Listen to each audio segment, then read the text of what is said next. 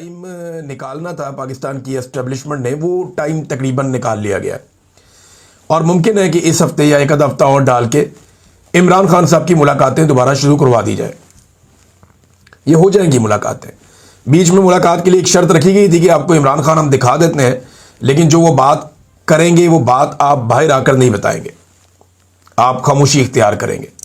इस पर किसी ने हामी नहीं भरी।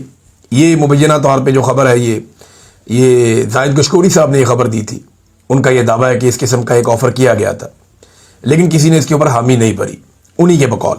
तो नाज़रीन, अब ये अगर आखिरी हफ्ता है और पीटीआई को लगता है कि इमरान खान से मुलाकात ना होने पे एक एहतजाज वो करेंगे, मेरे ख्याल में एहतजाज होने से पहले या वो नौबत आने से पहले मुलाकात करवा दी जाएगी। और मोमेंटम बनने में अभी टाइम लगेगा। मोमेंटम बन तो रहा है, लेकिन अभी जो प्रॉपर एक मोमेंटम बनता है एक तहरीक का, मुझे अच्छी तरह याद है इमरान खान साहब जब कोई तहरीक शुरू करते थे तो पहले बहुत सारे जलसे करते थे, 1 2 3 4, वो एक एक दिन में 2 2 3 3 जलसे भी करते थे और इतने तूफानी दौरे करते थे इमरान खान साहब हर तरफ कि बहुत एक्टिव आदमी थे वो। 70 साल की उम्र में कमाल जलसे करके इमरान खान साहब पूरा एक मोमेंटम बना लेते थे। जब पाकिस्तान के अंदर लोग तैयार हो जाते थे फिर वो अपना मार्च का या किसी तहरीक का ऐलान करते थे। अब इस वक्त जो है पाकिस्तान तहरीक-ए-इंसाफ जो है वो महीने में एक आधा जलसा करती है या महीने में 2 जलसे करती है, तो वो मोमेंटम तो नहीं बन रहा ना। इमरान खान साहब ने तो वर्ल्ड रिकॉर्ड लगाया हुआ है जलसों का, जब उन्होंने मोमेंटम बनाना होता था। बहरहाल अभी तो इमरान खान साहब जेल में है, बाहर लोग जो मौजूद हैं उन्हीं को काम करना पड़ेगा। नाज़रीन, पाकिस्तान की रियासत ये पहली दफ़ा नहीं कर रही जो इमरान खान साहब के साथ हुआ। ये इन्होंने 1971 में भी किया था और फिर उसका खुमियाजा भी भुगता था। उस वक्त भी इन्होंने कुछ लोगों को सीने से लगा लिया था और कुछ लोगों को धुतकार दिया था। आज भी एस्टेब्लिशमेंट ने मरियम नवाज और बिलावल को सीने से लगाया हुआ है, जबकि सुहेल अफरीदी जैसे मिडिल क्लास का आदमी है ना, ये एलीट क्लास की नुमाइंदगी करते हैं, मरियम और बिलावल। तो एलीट क्लास के बच्चों को, जो सियासी बच्चे हैं, उनको सीने से लगाया हुआ है। और जो गरीब का बच्चा है, जो एक मिडिल क्लास फैमिली से है, सुहेल अफरीदी, उसको इन्होंने धुतकारा हुआ है। इनको जहाज़ों में बिठा बिठा के सरकारी प्रोटोकॉल्स के साथ पूरी दुनिया की सैर करवाई जाती है। उसको जनाब अपने लीडर से मिलने के लिए अडियाला जेल के बाहर सड़क पे बैठना पड़ता है। वो ये बड़ा फ़र्क है, बहुत फ़र्क है।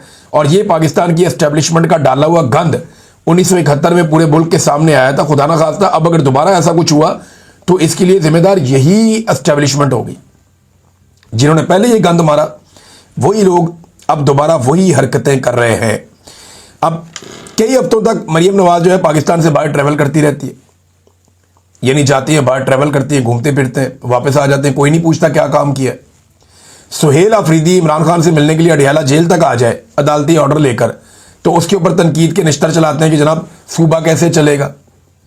भाई, जिस वक्त मरियम नवाज जाती है बैरूनी दौरों पे या छोटी सी सर्जरी पे या कहीं लंदन पहुंच जाती हैं, ब्राज़ील पहुंच जाती हैं, जापान के दौरे पे निकल गए, जब ये खातून जाती है एयरफोर्स वन को इस्तेमाल करते हुए, उस वक्त तो कोई नहीं पूछता कि सूबा कैसे चलेगा। और जब सुहेल अफरीदी सिर्फ इस्लामाबाद तक आ जाता है अपने सूबे से निकलकर, तो उससे कहा जाता है जनाब सूबा कैसे चलेगा। ये एक दोहरा मेयार है। पाकिस्तान की मिलिट्री एस्टेब्लिशमेंट इसके पीछे जर्नैल बाकायदा सहाफ़ियों को ये सवाल देते हैं कि जाके इस किस्म के सवालात पूछो जिससे नफरत की फिजा पैदा हो। यानी एक सवाल ऐसा भी करवाया गया सुहेल अफरीदी से, वो बड़ा जुल्म हुआ। मुझे बड़ी तकलीफ हुई वो सवाल सुन के कि जनाब आप अपने सूबे को एक अलग मुल्क बना देंगे, अलग कर लेंगे। वो जब मुझे बात की लोगों ने, उन्होंने कहा जी हमें बड़ी तकलीफ हुई इस बात से, खैबर पख्तूनख्वा से। उन्होंने कहा ये एस्टेब्लिशमेंट हमारे साथ करना क्या चाहती है? हम पाकिस्तानी हैं, हम हैं पाकिस्तान, पाकिस्तान हमसे है, हम क्यों पाकिस्तान को 2 टुकड़े करेंगे? ये अगर किसी की ख्वाहिश है तो वो खुद अपनी ख्वाहिश बयान करे, हमारे सामने इस तरह की बातें ना फेंकी जाए। तो इस बात की उन्हें बहुत तकलीफ भी हुई थी। तो नाज़रीन, ये मज़ालिम बड़े पुराने चल रहे हैं और अभी तक चल रहे हैं। नवाज शरीफ का एक दावा सामने आया। नवाज शरीफ कहता है कि जी पाकिस्तान टेक ऑफ कर गया, लेकिन नवाज शरीफ इस वक्त इक़्तिदार में तो है, मौजें तो लगी हुई हैं, अपनी बेटी को और अपने भाई को, दोनों को इक़्तिदार दिलवाया हुआ है और ख़ुद भी मौजें कर रहे हैं।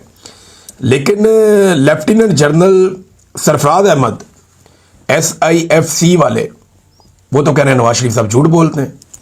उनका जो स्टेटमेंट है वो ये है कि हमने अपनी मालियाती हालत का सत्यानाश कर दिया है। जो गवर्नर स्टेट बैंक है वो कहता है कि जी माशी मॉडल बिल्कुल नाकाम हो चुका है। जो मुशीर बराए ये सरमायाकारी है वो क्या होता है उसका इसके अंदर जो मुशीर है वो ये कहता है जनाब पैसा वैसे ही कोई नहीं आ रहा बाहर से और हमारा गवर्नेंस का मॉडल ही नाकाम है। IMF ने इसके ऊपर एक अलग 250 सफ़ों की रिपोर्ट दे दी। इन्होंने पूरी रिपोर्ट मुबैना तौर पे छापी भी नहीं। उसका जो हिस्सा छापा उसके अंदर IMF ने इनके सारे पोल खोल कर रख दिए। फिर बेरोजगारी जो है पाकिस्तान की तारीख में कभी ऐसे नहीं हुआ जो अब इन्होंने बेरोजगारी पाकिस्तान में बढ़ा दी है। महंगाई इन्होंने कहां से कहां पहुंचा दी, आप मुवाजना करके देख लें इमरान खान साहब के दौर से। कर्जे पाकिस्तान बनने से लेकर अब तक इतने कर्जे नहीं लिए जितने इन्होंने इस दौर के अंदर कर्जे ले लिए। तबाही फेर दी इन्होंने कर्जे ले लेकर।